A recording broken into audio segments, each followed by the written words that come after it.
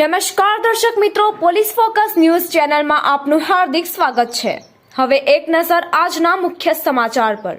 મોદજ ગામમાંથી દારૂ ભરેલી ગાડી સાથે 2 શખ્સ ઝડપાયા। ફરાર મુખ્ય સૂત્રધારને પકડવા દોડધામ। ₹15,000ના દારૂની 192 બોટલ સહિત ₹5.31 લાખનો મુદ્દામાલ જપ્ત।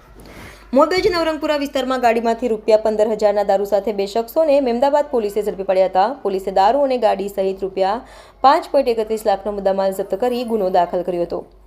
મહેમદાબાદ પોલીસે ગઈકાલે સાંજે પેટ્રોલિંગમાં હતી ત્યારે મોદજ નવરંગપુરા વિસ્તારમાં તળાવ ઉપર ગાડીમાં 2 ઈસમો વિદેશી દારૂનું વેચાણ કરતા હતા, જ્યાં પોલીસે રેડ પાડતા તળાવ ઉપર ઉભેલી ગાડીમાંથી 2 ઈસમોની અટક કરી પૂછપરછ કરતા મહેન્દ્ર ઉર્ફે કાર્યો પૂનમભાઈ ચૌહાણ તેમજ દેવરાજ ઉર્ફે દેવો ગેલાભાઈ ચૌહાણ બંને રહે મોદજે આ વિદેશી દારૂ અમદાવાદના સોનુ રાજપૂત નામના બોટલેગરે આપ્યો હોવાનું જણાવ્યું હતું। ગાડીમાંથી વિદેશી દારૂ બોટલ નંગ 144 કિંમત ₹14,400 તેમજ બિયર ટીન નંગ 48 કિંમત ₹48,000 તથા 2 મોબાઈલ ₹10,000ના જપ્ત કરાયા હતા।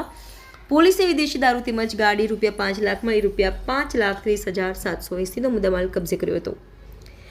આ બનાવ અંગે અમદાવાદ પોલીસે ગુનો નોંધી ફરાર બુટલેગર સોનુ રાજપૂતને ઝડપી પાડવા તપાસ હાથ ધરી હતી।